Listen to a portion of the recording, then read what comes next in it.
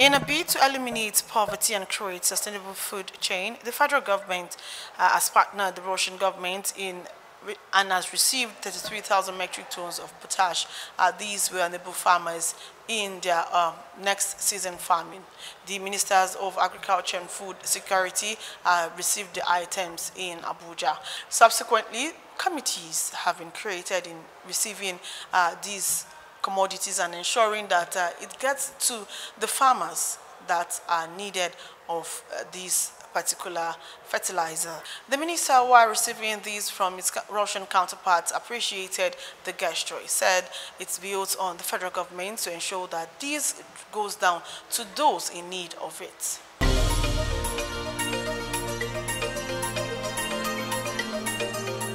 Like acknowledge the donation of 33,000 metric tons of granular potash fertilizer from Russia, though cannot be used by the farmers except when blended with other materials like urea, granular ammonium sulfate, diammonium phosphate, and limestone. In other words, what the farmer needs is NPK fertilizer, which is the result of a process of blending urea, limestone granules, LSG, diammonium phosphate, muriate of potash, MOP. Luckily, two of the raw materials, urea and limestone, can be found locally, but the other materials are imported, the DAP from Morocco and potash from Europe. It is that the fourth component that our friends from across the Atlantic have graciously made available to us. This show of support is profoundly appreciated, and we are once again very grateful to His Excellency the Vice President for taking up the responsibility to steer the process on behalf of our boss, His Excellency Mr. President Bola Ahmed Tinubu Chisefa. Accordingly, the task now rests on us to ensure that the product is received and put to good use towards positively enhancing the situational realities of our people. You have all been invited to participate in the process required to realize this objective, and from all indications, while it is not a trivial responsibility by any means, I have no doubt that we have the right collection of people and organizations in this room to get the job done. So what, in my view, needs to be done now is to ascertain the availability of the corresponding raw materials that will be needed for the donated potash to produce NPK, the finished products. In doing this, we should also ascertain the cost implication of producing the finished products while working out the modalities to determine its distribution to support the critical economic interventions of the government.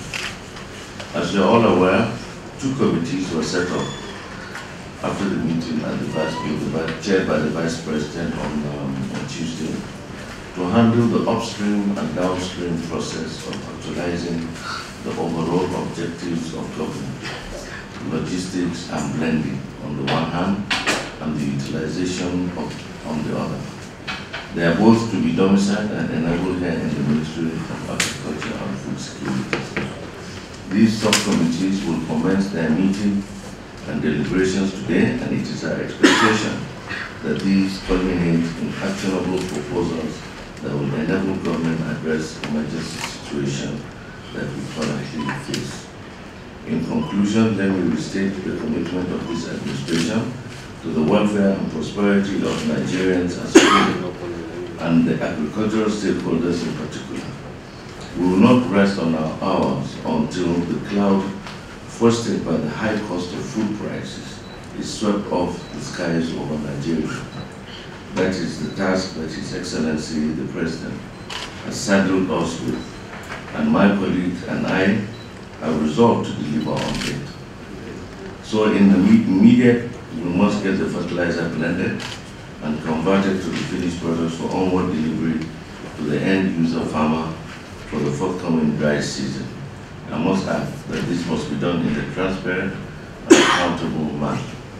We therefore expect that the committees will be thorough in dispensing this important assignment I have no doubt, given the quality of persons composing these committees, that positive outcomes will attend our efforts.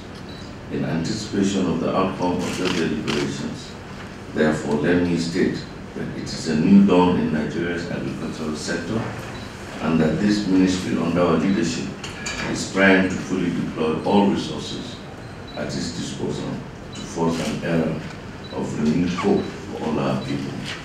Again, I wish you fruitful deliberations, and thank you very much.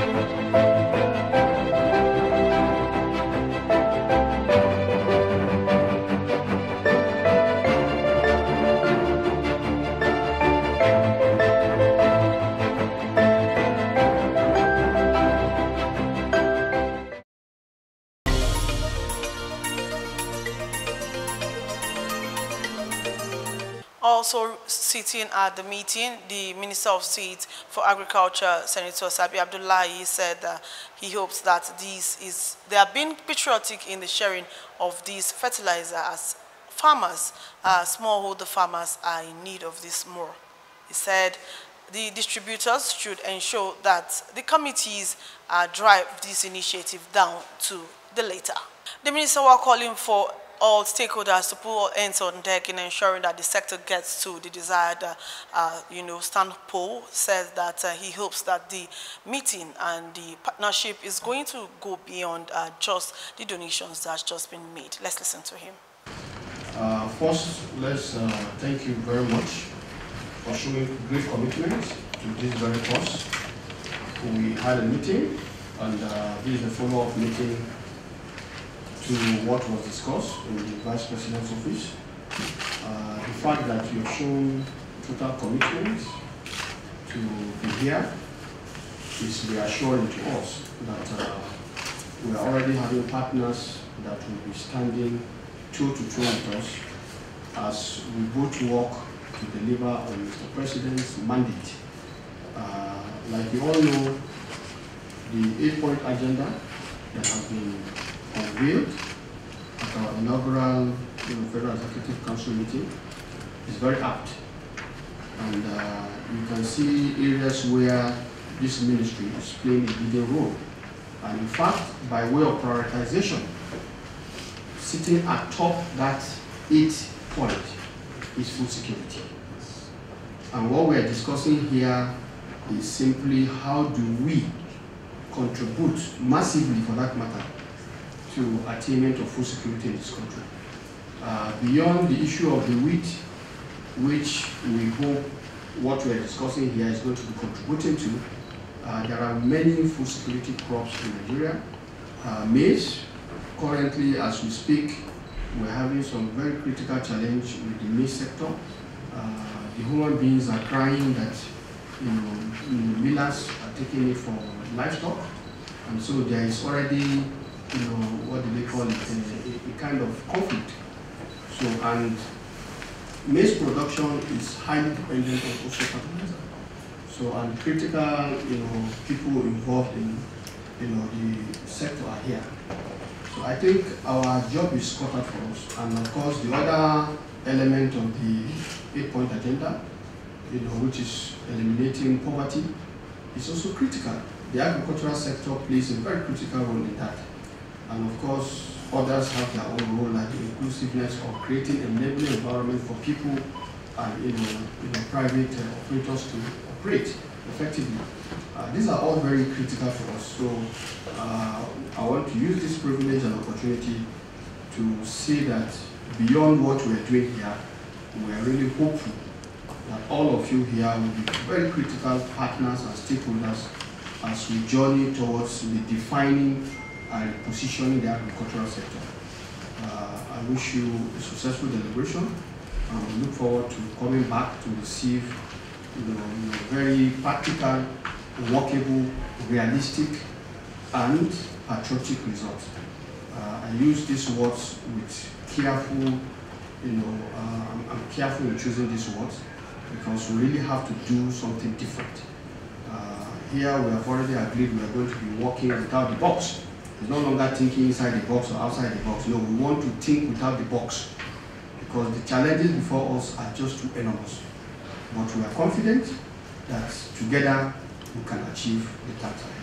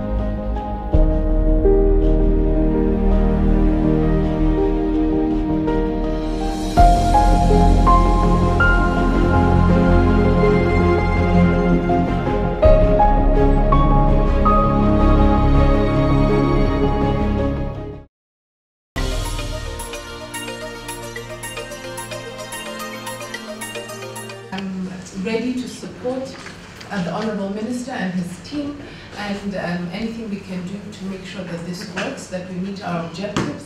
I believe the Minister has very adequately articulated what needs to be done, and we look forward to working together and realize the targets needed to be met to address food insecurity in Nigeria. Thank you. Working is available, and I think we need to break into the two committees and start working immediately. Just to think that we need to clarify this so that at the end of the day, we know that there's a third committee that will come, which will also include the same group, the same stakeholders, so that we make sure that at the end of the day, what is intended for us is the intended targeted farmers. Donation. It is in line with other African countries who have received the same. So there is the international community through a consortium of development partners and donors who will be joining us along the journey to do monitoring and evaluation. to make sure that it does get to the intended users. So apart from us making sure this works, we also want to ensure that our reputation as a country is intact, so that we're able to work more with such generosity from other places. As Your Excellency has mentioned, the two committees that will meet will start their work today in making sure that we do have the fertilizer available for the farmers. We do then have to come together to make sure that we know where the farmers are, we have access to the right farmers, so looking at the databases that we have, how do we ensure that these are credible and verifiable, so that the right products get to the right people, so that we are able to get the impact that we're intending to get. So apart from this, we will come again together and address utilization and how we get distribution. So I know the ministry has a lot of data, World Food Program has a lot of data, APEX does as well. And so how do we come together to make sure that, that the inputs reach the farmers on time? And in addition, we can't forget extension services. How do we make sure that we're able to support these farmers to maximize these inputs, so that they are able to maximize their yields? Because if we do our jobs correctly, it's not just a matter of ensuring we have enough food, but we're looking to have a surplus of food. Because once we start looking at surpluses, then we're going in the right direction. Because Nigeria definitely can feed her population and export. Nigeria has done it before, and there's no reason Nigeria can't do it again. Thank you. This to get registration of the status of the blending plants we have. Then the current production capacity, their installed capacity, the current stock of raw materials they have, then the type of blends the blending plant can handle, whether dry or wet, then the formulation, whether they need to add micronutrients or not, so that at the end of it all, we'll know exactly what quantity of the potash should go to each of the blending plants.